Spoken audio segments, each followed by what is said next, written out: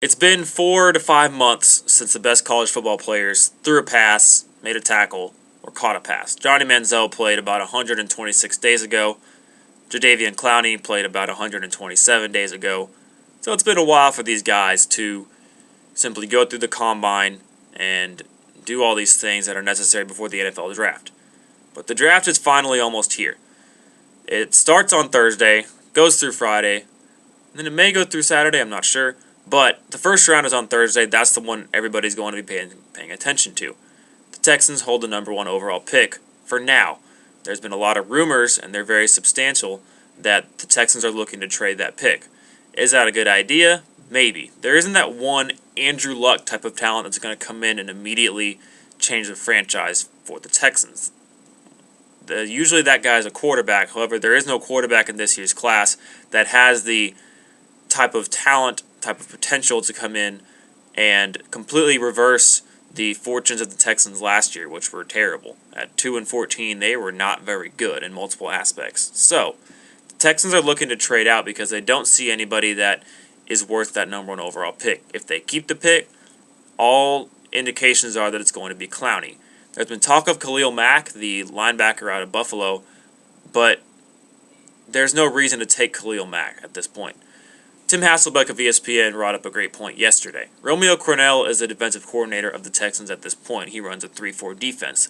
Khalil Mack is probably the best fit for that defense. However, defensive coordinators usually don't last with a team for an extended amount of time, whether because the defense struggles or because that defensive coordinator takes a head coaching job elsewhere.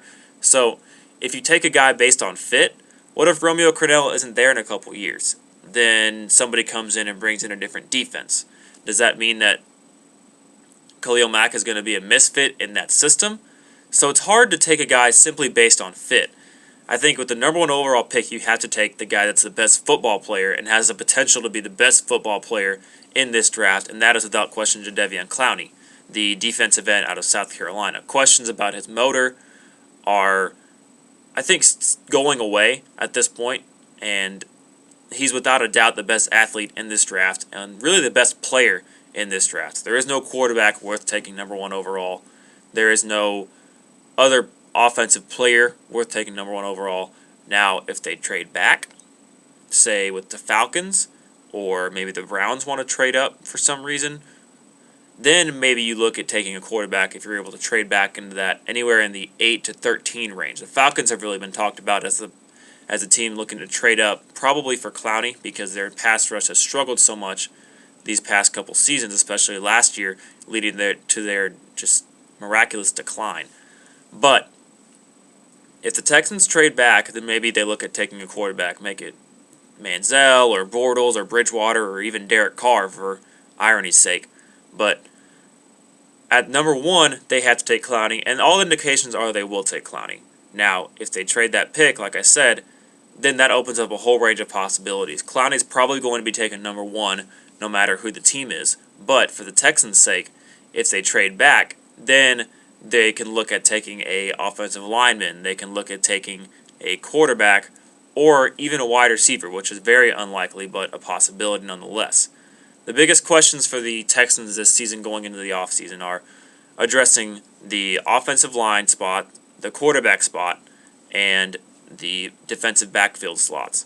Now, answering those questions through the draft is what makes a great team, because you're able to get players on cheap contracts and not have to try to fill those holes via overpaying for veterans in free agency. Look at the Seahawks. Richard Sherman on a rookie contract. Russell Wilson on a rookie contract. Golden Tate was on his rookie contract and just got paid in the offseason. And many of those guys in their defensive backfield, Earl Thomas on his rookie contract, maybe the best safety in the NFL. So you have to, in the draft, you have to fill your team with players that are going to potentially outplay their contracts. And with the number one overall pick, the Texans have to take Jadeveon Clowney because he has the potential to really be one of the best defensive linemen in the NFL. And him with J.J. Watt is going to be a very, very scary combination. It would give the Texans some defensive depth outside of simply Brian Cushing and J.J. Watt. So if the Texans keep that number one overall pick, expect them to take Jadeveon Clowney. But if they trade out of that number one pick, their options are open, and they could take that quarterback that everyone wants them to take. Maybe Manziel, maybe Bortles, maybe Bridgewater. But unless they trade out of the pick, Jadeveon Clowney is going to be the next member of the Houston Texans.